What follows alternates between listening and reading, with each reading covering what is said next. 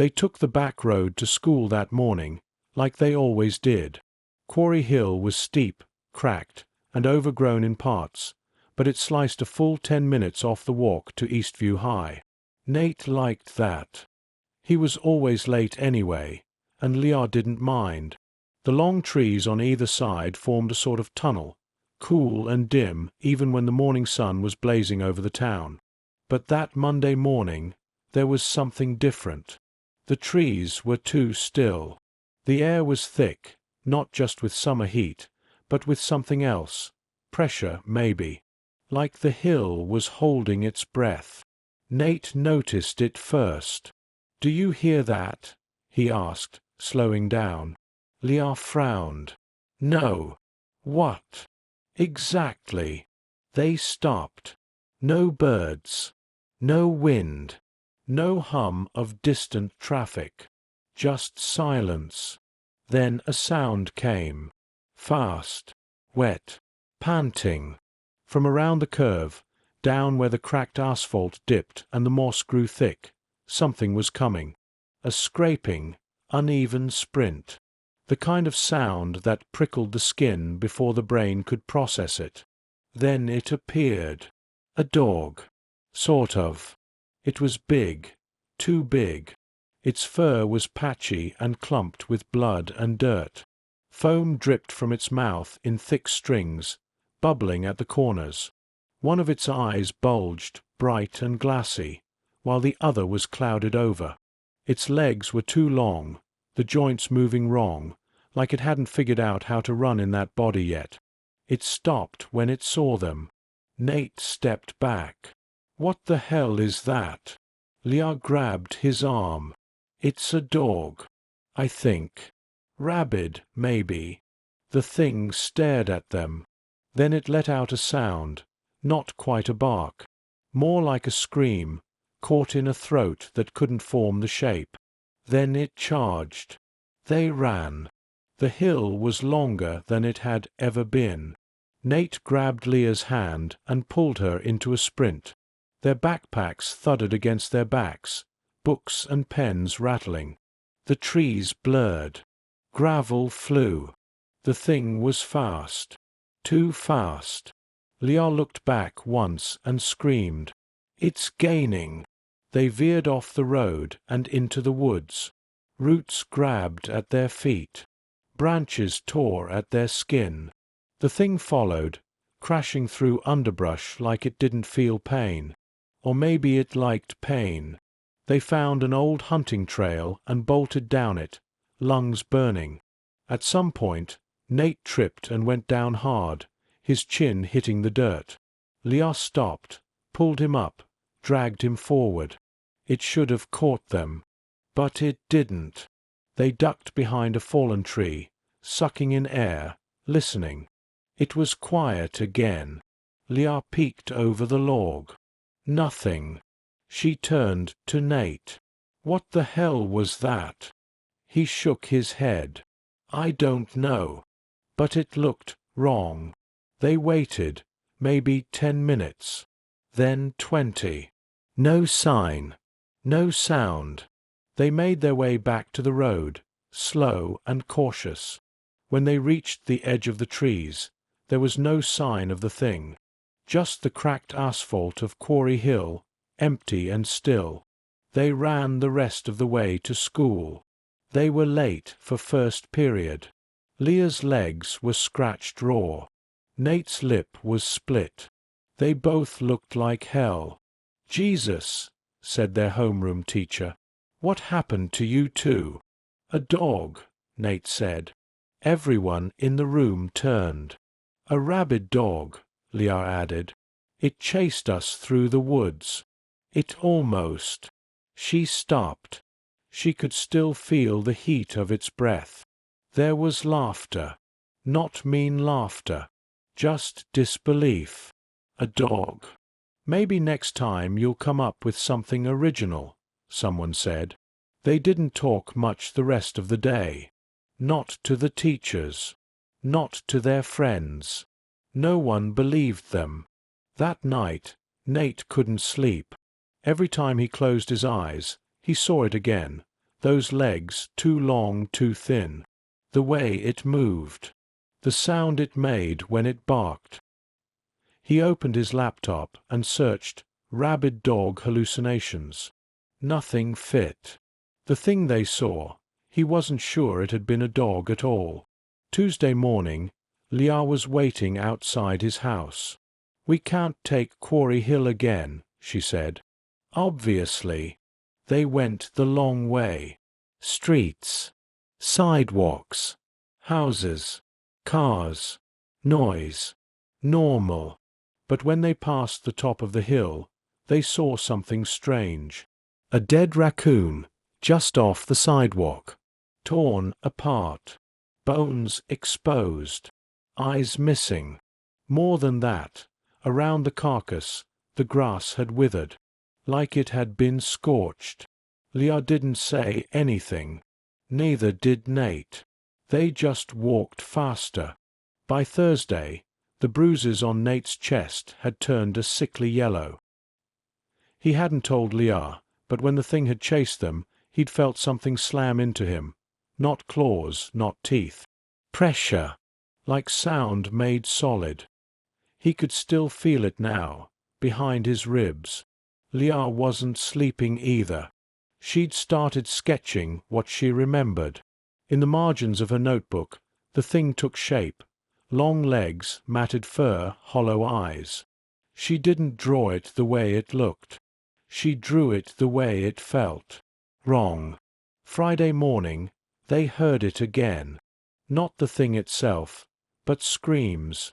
From the base of Quarry Hill. By the time they got there, police had already cordoned off the area. Yellow tape fluttered. An ambulance was parked on the shoulder. A woman was crying into her hands. They asked a kid standing nearby. Some dog attacked Mr. Kellerman, the old guy who walks his terrier up the hill every morning. "Is he okay?" The kid shook his head. "Dog tore his arm off. They say he's in a coma now. But the weird thing is, his dog wasn't hurt. Like, at all. And it just ran away." Ran where? They didn't go to school that day. They did go back to Quarry Hill, though. Together. Midday. Bright sun. Full crowds. They stayed at the edges, looking for signs. They found them. Tracks in the dirt. Too big for any normal dog. Deep, like the thing was heavier than it looked. And something else. The prints didn't match. The back legs were spaced wrong, almost insect-like. "I don't think it's rabies," Nate said. Leah didn't answer. That night, she had a dream. The thing was outside her window, watching. Its mouth opened, and it whispered her name.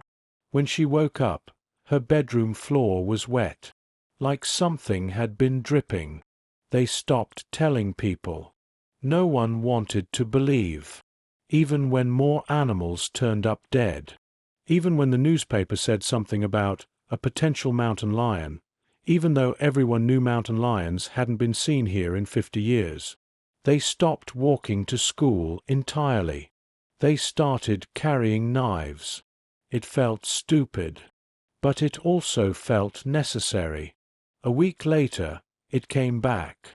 This time, it came during the day. They were in the gym. Class was over.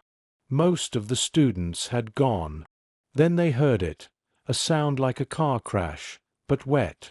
Something slammed into the double doors. Screams. The thing burst in, eyes wild, foam flying from its jaws. It moved like it didn't know it had bones, like it was learning how to run by watching itself fail. And it was angry.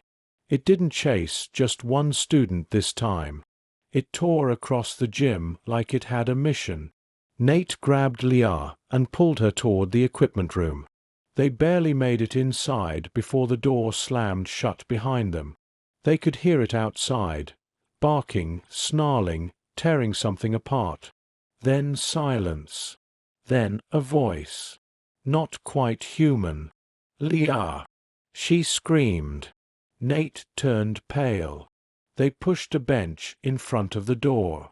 Then a rack of dumbbells. But the thing didn't break in. It left. The school went into lockdown. Police showed up. Guns. Questions. No one saw it leave. No cameras caught it.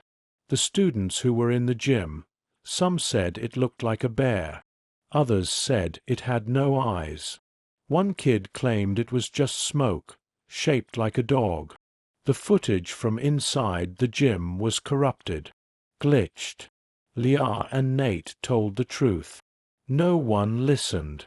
They were suspended. Apparently, someone blamed them for causing panic. So they stayed home. And waited. They knew it wasn't done. On the 10th night, the thing came back. But not to the school. To Nate's house. It started with the lights flickering.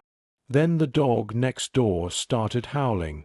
Then the glass in Nate's window shattered, even though it didn't break. He saw it on the lawn. It wasn't running this time.